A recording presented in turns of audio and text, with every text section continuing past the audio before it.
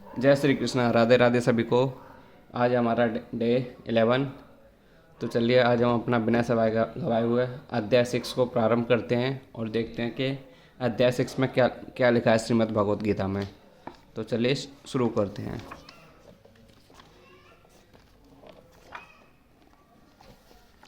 अध्याय 6 है अपना ध्यान योग, अध्याय 6। तो चलिए हम इसको शुरू करते हैं। श्री भगवान ने कहा, जो पुरुष अपने कर्मफल के प्रति अनासक्त है और जो अपने कर्तव्य का पालन करता है वही सन्यासी है और असली योगी है। वह नहीं जो ना तो अग्नि जलाता है और ना कर्म करता है। इस अध्याय में भगवान बताते हैं कि अष्टयोग पद्धति मन तथा इंद्रियों को वश में करने का साधन है, किंतु इस कलयुग में सामान्य जनता के लिए इस संपन्न कर पाना अत्यंत कठिन है। यद्यपि इस अवस्था में अष्टयोग पद्धति की स्मृति की गई है, किंतु भगवान बल देते हैं कि कर्मयोग या कृष्ण भावनाव्रत में कर्म करना इससे श्रेष्ठ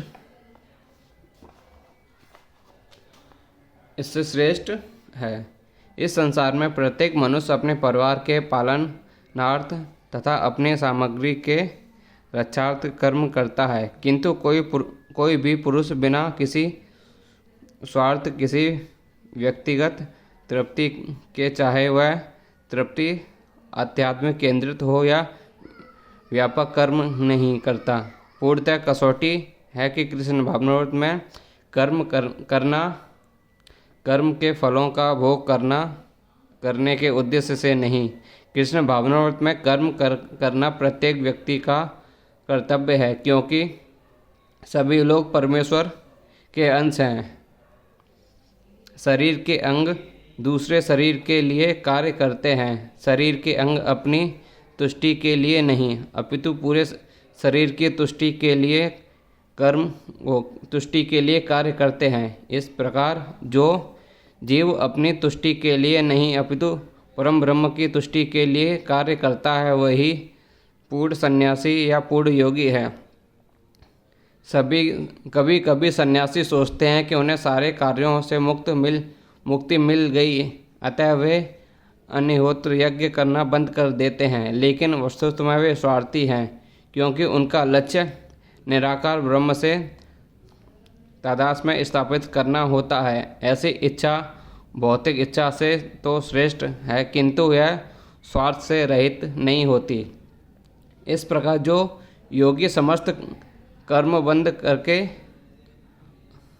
अर्ध निमीलित नेत्रों से योगाभ्यास करता है, वही आतुष्टित की इच्छा की पूरी होता है। किंतु कृष्ण भावना भावित व्यक्ति बिना किसी स्वार्थ के पूर्ण ब्रह्मा की तुष्टि के लिए कर्म करता है। कृष्ण भावना भावित व्यक्ति को कभी भी आत्मतुष्टि की इच्छा नहीं रहती। उसका एकमात्र लक्ष्य कृष्ण को प्रसन्न करना रहता है, अतः वह पूर्ण सन्यासी या पूर्ण योगी होता है। त्याग के सर्वोच्च प्रतीक भगवान चैतन्य प्रार्थना करते हैं, हे सर्वशक्तिमान प्रभु, मुझे ना तो धन संग्रह की कामना है और ना मैं सुंदर स्त्रियों के साथ रमण करने की अभिलाषा हूँ, ना ही मुझे अनुयायियों की कामना है। मैं तो जन्म जन्मांतर आपकी प्रेम भक्ति के अहेतु की कृपा का ही अभिलाषी हूँ। हे पांडुपुत्र, जिसे संन्यास कहते हो, वह तो उसे ही तुम योग अर्थात परम ब्रह्म से युक्त होना जानो, क्योंकि इंद्रिय तृप्ति के लिए इच्छा को त्यागे बिना कोई भी कभी योगी नहीं हो सकता। अब वास्तविक संन्यास योग या भक्ति का अर्थ है कि जीवात्मा अपनी स्वाभाविक स्थिति को जाने और तदनुसार कर्म करे। जीवात्मा का अपना स्वतंत्र अस्तित्व नहीं होता, वह परमेश्वर की तटस्थ शक्ति है। जब वह माया के वशीभूत होता है तो वह बद्ध जीव हो जाता है, किंतु वह कृष्ण भावना भावित रहता है अर्थात आध्यात्मिक शक्ति से सजग रहता है तो वह अपनी सहज स्थिति में होता है। इस प्रकार जब मनुष्य पूर्ण ज्ञान में होता है तो वह समस्त इंद्रिय तृप्ति को त्याग देता है अर्थात समस्त इंद्रिय तृप्ति कार्यकलापों का परित्याग कर देता है। इसका अभ्यास योगी करते हैं जो इंद्रियों को भौतिक आसक्ति से रोकते हैं, किंतु कृष्ण भावना भावित व्यक्ति को तो ऐसी किसी भी वस्तु में अपनी इंद्रिय लगाने का अवसर ही नहीं मिलता। जो कृष्ण के निमित्त न हो, परंतु वह कृष्ण भावना भावित व्यक्ति सन्यासी तथा योगी साथ साथ होता है। ज्ञान तथा इंद्रिय निग्रह योग के ये दोनों प्रयोजन कृष्ण भावना भावित द्वारा स्वतः पूरे हो जाते हैं। यदि मनुष्य स्वास्थ्य का त्याग नहीं कर पाता तो ज्ञान तथा योग व्यर्थ रहते हैं। जीवात्मा का मुख्य ध्येय तो समस्त प्रकार के आत्मतृष्टि को त्याग कर परमेश्वर की तुष्टि करने के लिए तैयार रहना है। कृष्ण भावना भावित व्यक्ति में किसी प्रकार की आध्यात्मिक तुष्टि की इच्छा नहीं रहती, वह सदैव परमेश्वर की प्रशंसा में लगा रहता है। अतः जिसे परमेश्वर के विषय में कुछ भी नहीं पता होता वह स्वार्थ पूर्ति के लिए रहता है, क्योंकि कोई कभी निष्क्रिय नहीं रह सकता। कृष्ण भावनामृत का अभ्यास करने से सारे कार्य सुचारू रूप से संपन्न हो जाते हैं।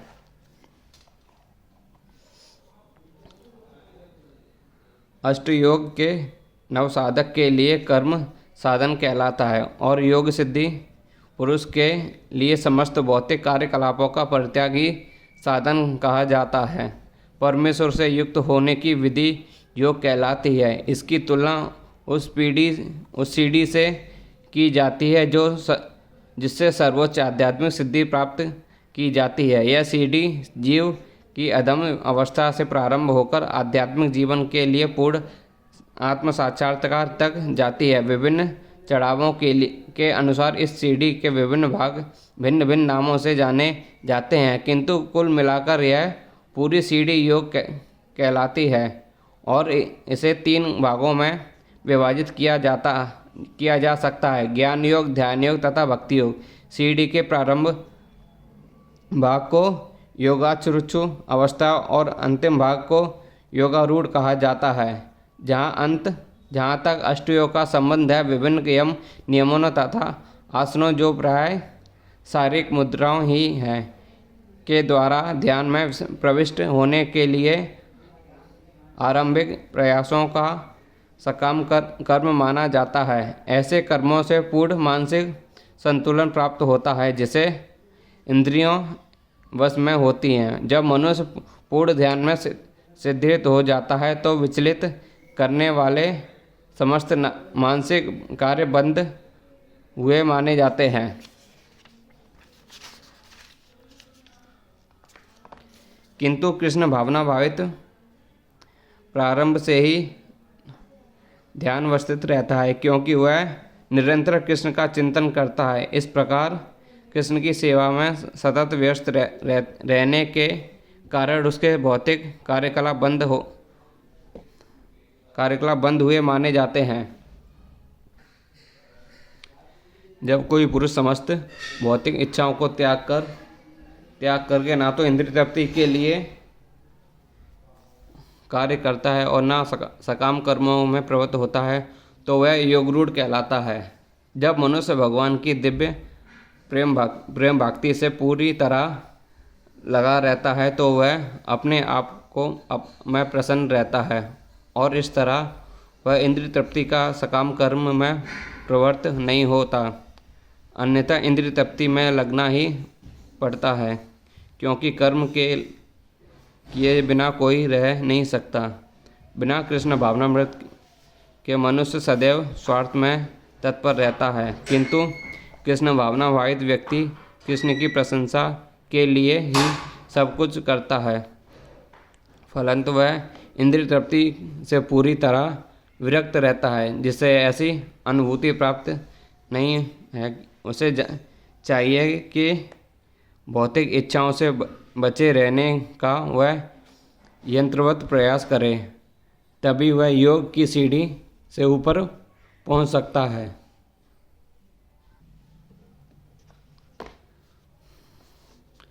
मनुष्य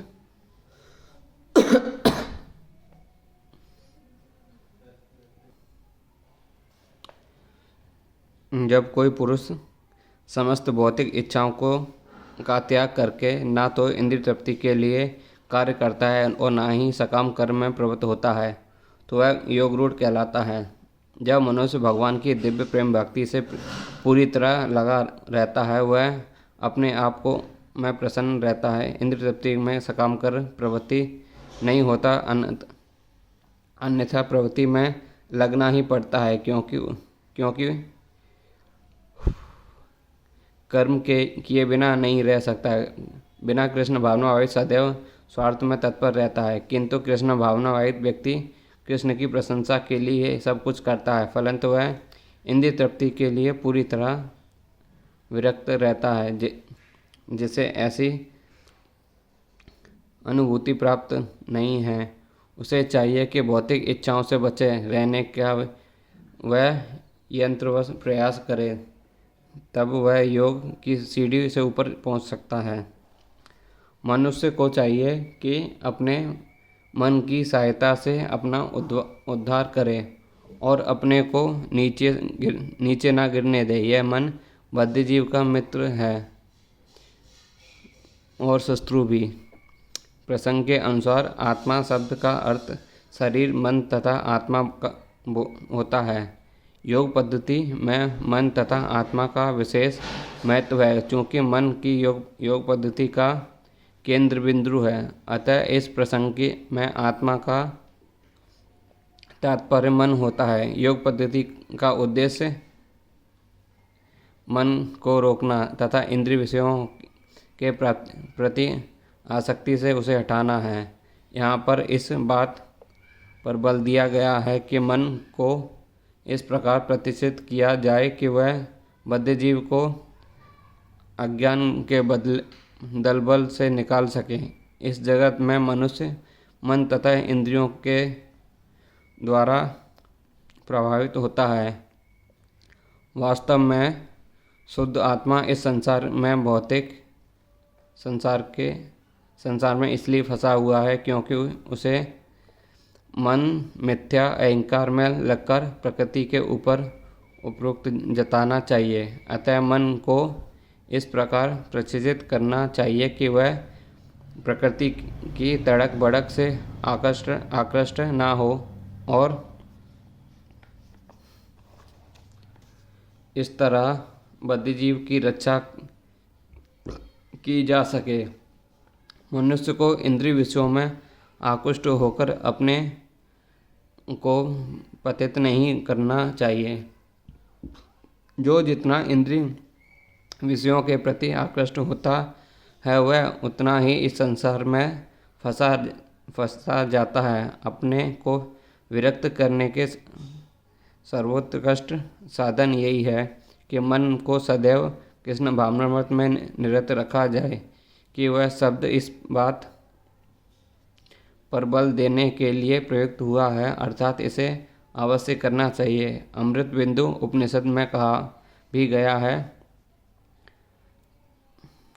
मन ही मनुष्य के बंधन का और मोक्ष का भी कारण है। इंद्रिय विषयों में लीन मन बंधन का कारण है और विषयों में विरक्त मन मोक्ष का कारण है। अतः जो निरंतर कृष्ण भावनामृत में लगा रहता है, वही परम मुक्ति का कारण है। जिससे मन को जीत लिया है, उसके लिए मन सर्वश्रेष्ठ है, मित्र है, किंतु ऐसा नहीं कर पाया उसने, उसके लिए मन सबसे बड़ा शत्रु बना रहेगा। अष्टयोग के अभ्यास का प्रयोजन मन को वश में करना, जिससे मानवीय लक्ष्य प्राप्त करने में वह मित्र बना रहे। मन को वश में किए बिना योग भाष्य करना मात्र समय को नष्ट करना है। जो अपने मन को वश में नहीं कर सकता वह यह सतत अपने परम शत्रु के साथ निवास करता है और इस तरह उसका जीवन तथा लक्ष्य दोनों ही नष्ट हो जाते हैं। जीव की स्वाभाविक स्थिति यह है कि वह अपने स्वामी की आज्ञा का पालन करे। अतः जब तक मन अविजित शत्रु बना रहता है तब तक मनुष्य को काम, क्रोध, लोभ, मोह आदि की आज्ञाओं का पालन करना होता है। किंतु जब मन पर विजय प्राप्त हो जाती है तो मनुष्य इच्छानुसार उस भगवान की आज्ञा का पालन करता है जो सर्वों के हृदय में परमात्मा स्थिर है। वास्तविक योगाभ्यास हृदय के भीतर परमात्मा से भेंट करना तथा उसकी आज्ञा का पालन करना है। जो व्यक्ति साक्षात कृष्ण भावनामृत स्वीकार करता है वह भगवान की आज्ञा के प्रति स्वतः समर्पित हो जाता है।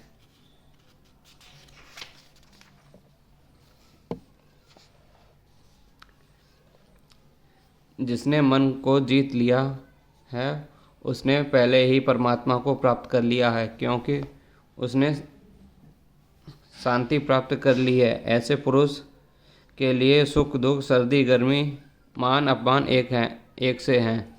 वस्तुतः प्रत्येक जीव उस भगवान की आज्ञा का पालन करने में निमित्त आया जो मन जन जन के हृदयों में परमात्मा रूप में स्थिर है। जब मन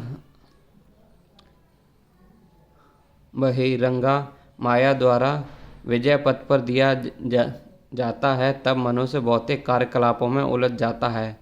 अतः ज्यों ही मन किसी योग पद्धति द्वारा वश में आ जाता है त्यों ही मनुष्य को लक्ष्य पर पहुंचा हुआ मान लिया जाना चाहिए। मनुष्य को भगवत आज्ञा का पालन करना चाहिए। जब मनुष्य का मन पराप्रकृति में स्थिर हो जाता है तो जीवात्मा के समक्ष भगवत आज्ञा पालन करके अतिरिक्त कोई विकल्प नहीं रह जाता। मन को किसी न किसी उच्च आदेश को मानकर उसका पालन करना होता है। मन को वश में करके स्वतः ही परमात्मा के आदेश का पालन करना होता है। चूँकि कृष्ण भावना भावित उसे यह दिव्य स्थिति प्राप्त हो जाती है, अतः भगवत संसार के द्वंद्वों तथा सुख दुख, सर्दी गर्मी आदि से अप्रभावित रहता है। यह अवस्था व्यवहारिक समाधि या परमात्मा में तत्लीनता है। वह व्यक्ति आत्म साक्षात को प्राप्त तथा योगी कहलाता है जो अपने अर्जित ज्ञान तथा अनुभूति से पूर्णतः संतुष्ट रहता है। ऐसा व्यक्ति आध्यात्म को प्राप्त तथा जितेंद्रिय कहलाता है। वह सभी वस्तुओं को, चाहे वे कंकड़ हो या पत्थर हो या कि सोना, एक समान देखता है। परम सत्य की अनुभूति के बिना कोरा ज्ञान व्यर्थ होता है। कोई भी व्यक्ति अपने दूषित इंद्रियों द्वारा श्री कृष्ण के नाम रूप गुण तथा उनकी लीलाओं की दिव्य प्रकृति को नहीं समझ सकता। भगवान की दिव्य सेवा से पूरित होने पर ही कोई उनके दिव्य नाम रूप गुण तथा लीलाओं को समझ सकता है।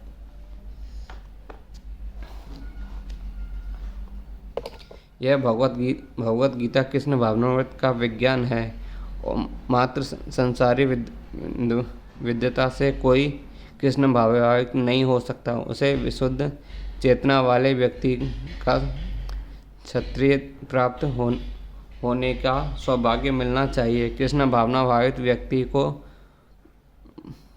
भगवत कृपा से ज्ञान की अनुभूति होती है, क्योंकि वह विशुद्ध भक्ति में तुष्ट रहता है। अनुभूत ज्ञान से वह पूर्ण बनता है। आध्यात्मिक ज्ञान से मनुष्य अपने संकल्पों में दृढ़ रह सकता है, किंतु मात्र शैक्षिक ज्ञान से वह ब्रह्म विरोधाभासों द्वारा मोहित और भ्रमित होता है। केवल अनुभवी आत्मा ही आत्मसंयमी होता है, क्योंकि वह कृष्ण की शरण में जा चुका होता है। वह दिव्य होता है क्योंकि उसे संसारिक विद्वता से कुछ लेना देना नहीं रहता। उसके लिए संसारी विद्वता तथा मनोधर्म जो अन्यों के लिए स्वर्ण के समान उत्तम होते हैं, कंकड़ों या पत्थर से अधिक नहीं होते। जब मनुष्य निष्कपट हितैषियों, प्रिय मित्रों, तटस्थों, मध्यस्थों, ईर्ष्यालुओं, शत्रुओं तथा मित्रों, पुण्यात्माओं एवं पापियों को वो समान भाव से देखता है, वह और भी उन्नत माना जाता है।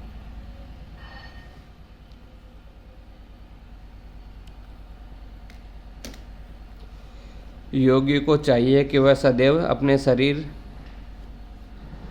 मन तथा आत्मा को परमेश्वर में लगाए, एकांत स्थान में रहे और बड़ी सावधानी के साथ अपने मन को वश में करे। उसे समस्त आकांक्षाओं तथा संग्रह भाव की इच्छा से मुक्त होना चाहिए। कृष्ण की अनुभूति ब्रह्म, परमात्मा तथा श्री भगवान के विभिन्न रूपों में होती है। संक्षेप में कृष्ण भावनामृत का अर्थ है कि भगवान की दिव्य प्रेम भक्ति में निरंतर प्रवर्तित रहना। किंतु जो लोग निराकार ब्रह्म अथवा अंतर्यामी परमात्मा के प्रति आसक्त होते हैं, वे आंशिक रूप से कृष्ण भावना भावित हैं, क्योंकि निराकार ब्रह्म कृष्ण की आध्यात्मिक ऋण है और परमात्मा कृष्ण का सर्वव्यापी आंशिक विस्तार होता है।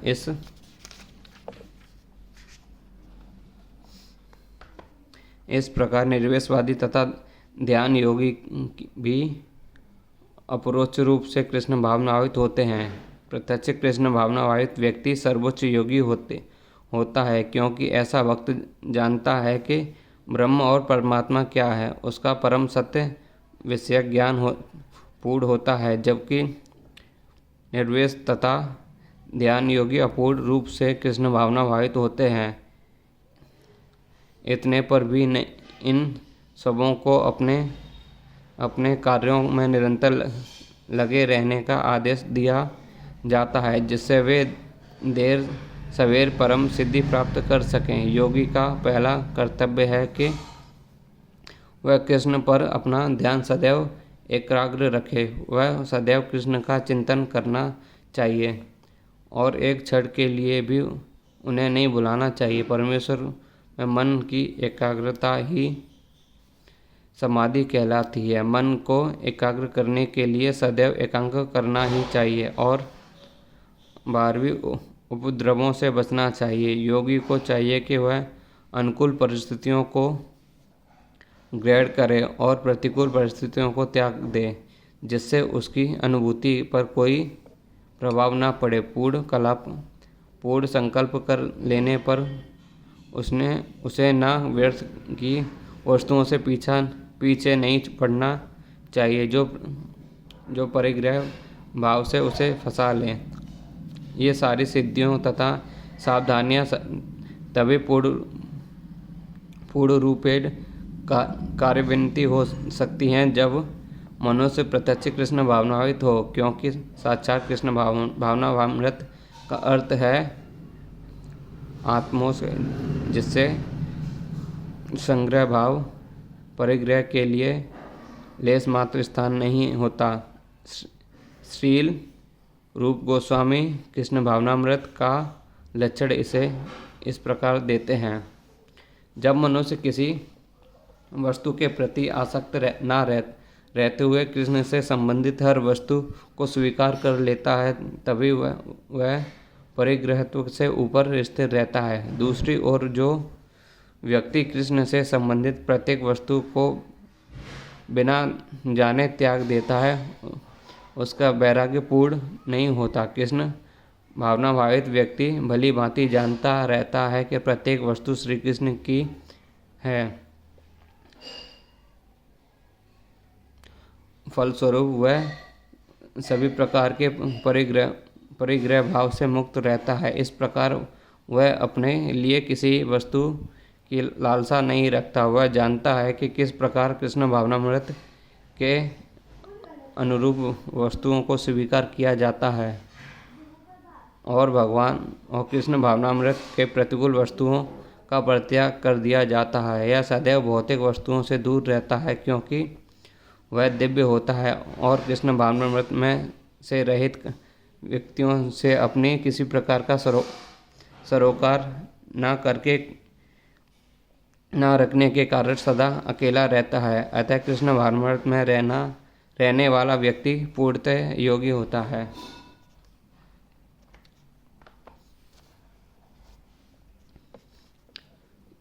योगाभ्यास के लिए योगी एकांत स्थान पर जाकर भूमि पर कुसा बिछा दें और उसे मृगछाला से ढकें तथा ऊपर से मुलायम वस्त्र बिछा दें। आसन ना तो बहुत ऊंचा हो और ना ही बहुत नीचा है, वह पवित्र स्थान में स्थित हो और योगी चाहिए कि इस पर दृढ़ता पूर्वक बैठ जाए और मन इंद्रियां तथा कर्मों को वश में करते हुए मन को एक बिंदु पर स्थित करके हृदय को शुद्ध करने के लिए योगाभ्यास करें। पवित्र स्थान तीर्थ स्थान का सूचक है। भारत में योगी तथा भक्त अपना घर त्याग कर प्रयास, मथुरा, वृंदावन, ऋषिकेश तथा हरिद्वार जैसे पवित्र स्थानों में वास करते हैं और एकांत स्थान में योगाभ्यास करते हैं जहाँ यमुना तथा गंगा जैसी नदियाँ प्रभावित होती हैं। किंतु प्रातः ऐसा करना सबों के लिए विशेषतापूर्वक पश्चात्यागों के लिए संभव नहीं। बड़े बड़े शहरों की तथाकथित योग समितियों भले ही धन कमा लें किंतु वे योग के वास्तविक अभ्यास के लिए सर्वथा अनुपयुक्त होती हैं। जिसका मन विचलित है और जो आत्मसंयमी नहीं है वह ध्यान का अभ्यास नहीं कर सकता। अतः ब्रह्म त्रादीय पुराण में कहा गया है कि कलयुग वर्तमान युग में जबकि लोग अल्पजीवी आत्म साक्षात्कार में मंद तथा चिंताओं में व्यर्थ रहते हैं, भगवत प्राप्ति का सर्वश्रेष्ठ माध्यम भगवान के पवित्र नाम का कीर्तन है।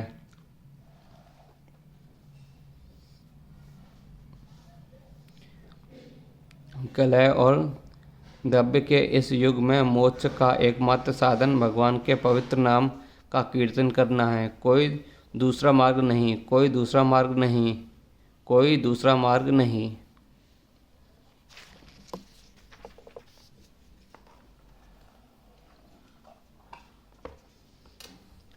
योगाभ्यास करने वाले को चाहिए कि वह अपने शरीर, गर्दन तथा सिर को सीधा रखे और नाक के अगले सिरे पर दृष्टि लगाए।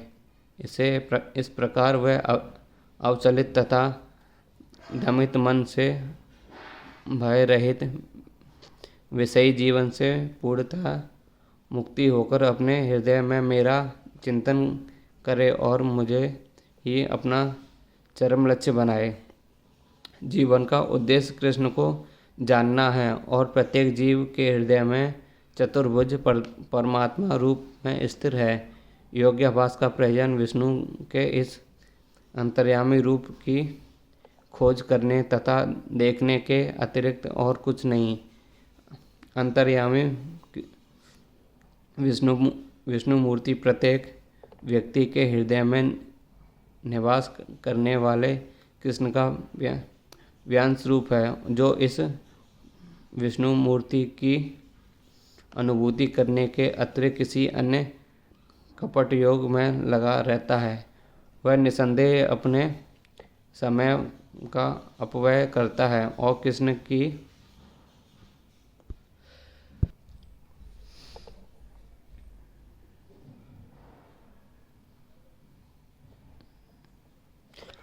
कृष्ण ही जीवन के परम लक्ष्य हैं और प्रत्येक हृदय में स्थिर विष्णु मूर्ति ही योगाभ्यास का लक्ष्य है। इस हृदय के भीतर इस विष्णु मूर्ति की अनुभूति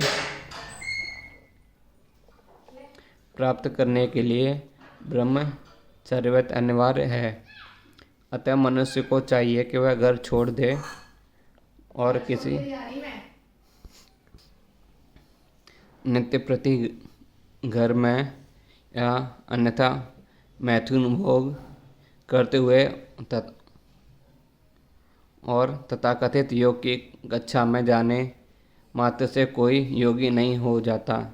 उसे मन को संयमित करने का अभ्यास करना होता है और सभी प्रकार की इंद्रिय तृप्ति से, जिससे मैथुन जीवन मुख्य है, बचना होता है। महान ऋषि याज्ञवल्क्य ने ब्रह्मचर्य के नियम बताया है। सभी कालों में, सभी अवस्थाओं में, सभी स्थानों में मनसा वाचा कर्मण मैथुन योग से पूर्णतः दूर रहने का सहायता करना ही ब्रह्मचर्य का लक्ष्य है। मैथुन में प्रवृत्त रहकर योगाभ्यास नहीं किया जा सकता, इसलिए बचपन से ही जब मैथुन का कोई ज्ञान भी नहीं होता, ब्रह्मचर्य की शिक्षा दी जाती है। 5 वर्ष की आयु में बच्चों को गुरुकुल भेजा जाता है, जहाँ गुरु उन्हें ब्रह्मचारी बनने का दृढ़ नियम की शिक्षा देते हैं। ऐसे अभ्यास के बिना किसी भी योग उन्नति नहीं की जा सकती, चाहे वह ध्यान हो या ज्ञान या भक्ति। किंतु जो व्यक्ति विवाहित जीवन के विभिन्न विधानों का पालन करता है और अपनी ही पत्नी से मैथुन संबंध रखता है, वह ब्रह्मचारी कहलाता है। ऐसे संयम ग्रस्त ब्रह्मचारी को भक्ति संप्रदाय में स्वीकार किया जा सकता है, किंतु ज्ञान तथा ध्यान संप्रदाय वाले ऐसे ग्रस्त ब्रह्मचारी को भी प्रवेश नहीं देते। उनके लिए पूर्ण ब्रह्मचर्य अनिवार्य है। भक्ति संप्रदाय में गृहस्थ ब्रह्मचारी को सहमित मैथुन की अनुमति रहती है, क्योंकि भक्ति संप्रदाय इतना शक्तिशाली है कि भगवान की सेवा में लगे रहने से वह स्वतः ही मैथुन का आकर्षण त्याग देता है। जहाँ अन्य को विषय भोग से दूर रहने के लिए बाध्य किया जाता है, वहीं भगवत रसास्वादन के कारण इंद्रिय तृप्ति में स्वतः विरक्त हो जाते हैं। भक्त को छोड़कर अन्य किसी को इस अनुपम रस का ज्ञान नहीं होता। विगत भी पूर्ण कृष्ण भावना भावित हुए बिना मनुष्य निर्भय नहीं हो सकता। बद्ध जीव अपनी विक्रय स्मृति का अथवा कृष्ण के साथ अपने शाश्वत संबंध की कृष्ण के कारण भयभीत रहता है। भागवत का कथन है, कृष्ण भावनावाहित व्यक्ति ही योग का पूर्ण अभ्यास कर सकता है, और चूंकि योगाभ्यास का चरम लक्ष्य अंतःकरण में भगवान का दर्शन पाना है, अतः कृष्ण भावनावाहित व्यक्ति पहले ही समस्त योगियों में श्रेष्ठ होता है। यहाँ पर वर्णित योगी विधि के नियम तथा कथित लोकप्रिय योग समितियों से भिन्न हैं। इस प्रकार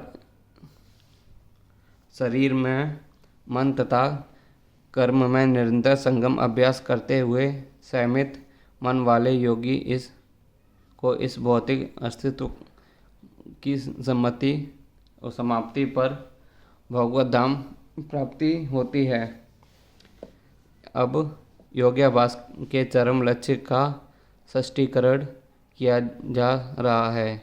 योगाभ्यास किसी भौतिक सुविधा की प्राप्ति के लिए नहीं किया जाता। इसका उद्देश्य तो भौतिक संसार के विरक्त प्राप्त करना है। जो कोई इसके द्वारा स्वास्थ्य लाभ चाहता है, भौतिक सिद्धि प्राप्त करने का इच्छुक होता है, वह भगवत गीता के अनुसार योगी नहीं है।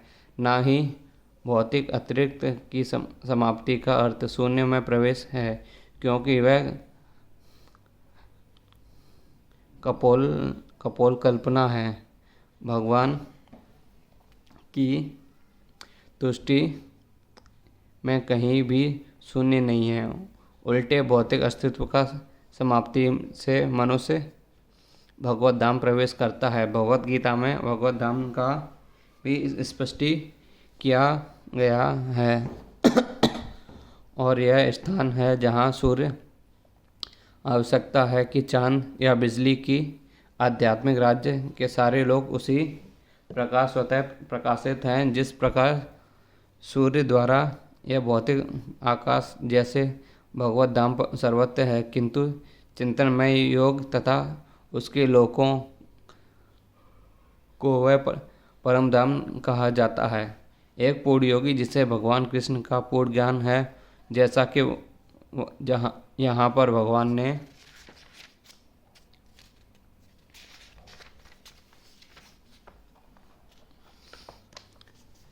स्वयं कहा है, वास्तविक शांति प्राप्त कर सकता है और अंत्योदय कृष्णलोक या गोलोक वृंदावन को प्राप्त होता है। ब्रह्म संहिता में स्पष्ट उल्लेख है गोलोक।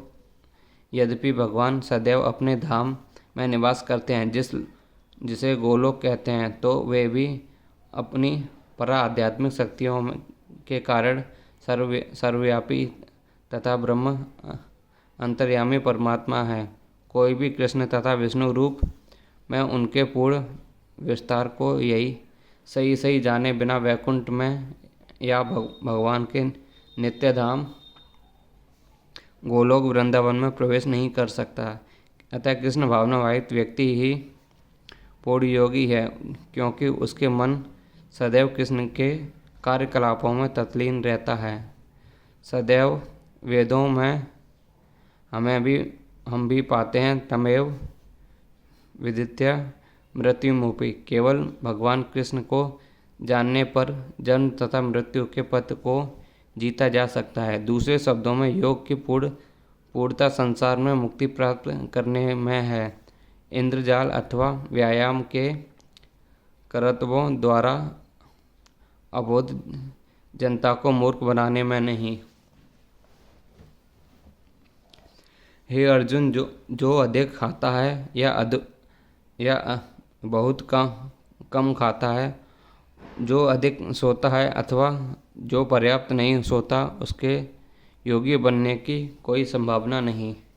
वहाँ पर योगियों के लिए भोजन तथा नींद के नियम हैं।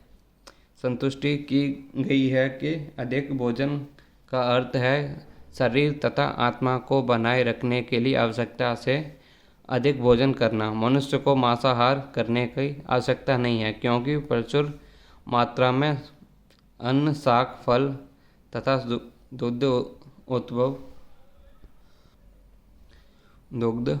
उपलब्ध ऐसे सादे भोजन पदार्थ भगवत गीता के अनुसार सतोगुणी माने जाते हैं। मांसाहार तो तमोगुणी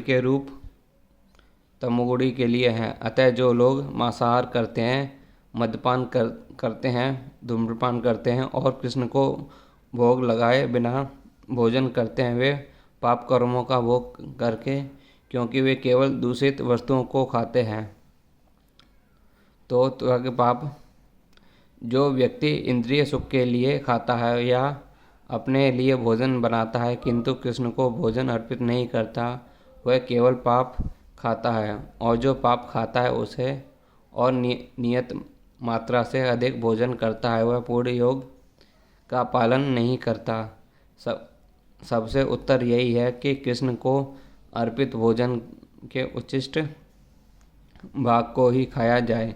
कृष्ण भावनावाहित व्यक्ति कभी भी ऐसा भोजन नहीं खाता जो इससे पूर्व कृष्ण को अर्पित ना किया हो।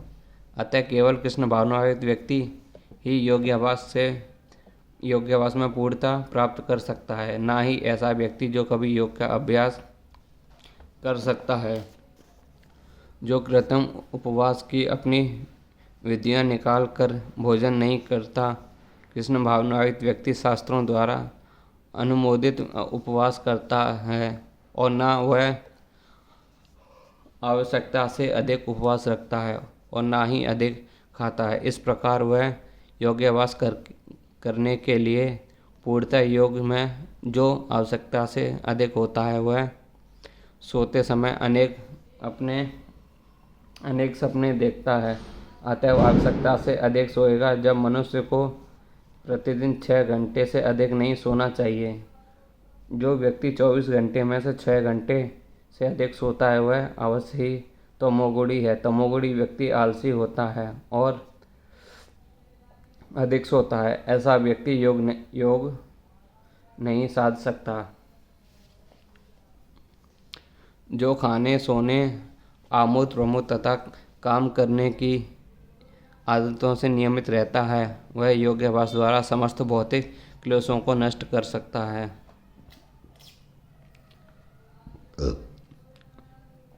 खाने, सोने, रक्षा करने तथा मैथुन करने में जो शरीर आवश्यकताएं हैं अति करने से योगाभ्यास के प्रति रुक जाती है। जहाँ तक खाने का प्रश्न है, इसे तो प्रसाद या पवित्र कृतम भोजन के रूप में नियमित बनाया जा सकता है। भगवत गीता के अनुसार भगवान कृष्ण को शाक, फूल, फल, अन्न, दुग्ध आदि भेंट किए जाते हैं। इस प्रकार एक कृष्ण भावनावाहित व्यक्ति को ऐसा भोजन ना करने का स्वतः प्रतिक्षण प्राप्त रहता है जो मनुष्य के योग्य नहीं होता, सतोगुणी नहीं होता। जहाँ तक सोने का प्रश्न है, कृष्ण भावनावाहित व्यक्ति कृष्ण भावनामृत में कर्म करने में निरंतर सतर्क रहता है। अतः निद्रा वह व्यर्थ समय नहीं गंवाता। कृष्ण भावना भावित व्यक्ति अपना 1 मिनट का समय भी भगवान की सेवा के बिना नहीं बिताना चाहता। अतः वह कम से कम सोता है। इसके आदर्शशील रूप गोस्वामी हैं जो श्री कृष्ण सेवा में निरंतर लगे रहते हैं और दिन भर 2 घंटे से अधिक नहीं सोते थे और कभी कभी तो उतना भी नहीं सोते थे। ठाकुर हरिदास तो अपनी माला में 3 लाख नामों का जप किए बिना प्रसाद ग्रहण करते थे और ना सोते थे। जहाँ तक कार्य का प्रश्न है, कृष्ण भावनावादी व्यक्ति ऐसा कोई भी कार्य नहीं करता जो कृष्ण से संबंधित ना हो और इस प्रकार उसका कार्य सदैव नियमित रहता है और इंद्रिय तृप्ति से अदूषित। चूँकि कृष्ण भावनावादी व्यक्ति के लिए इंद्रिय तृप्ति का प्रश्न ही नहीं उठता, अतः उसे तनिक भौतिक अवकाश नहीं मिलता। चूँकि वह अपने कार्य, वचन, निद्रा, जागृत तथा अन्य सारे कार्यकालों में नियमित रहता है, अतः उसे कोई भौतिक दुख नहीं सताता।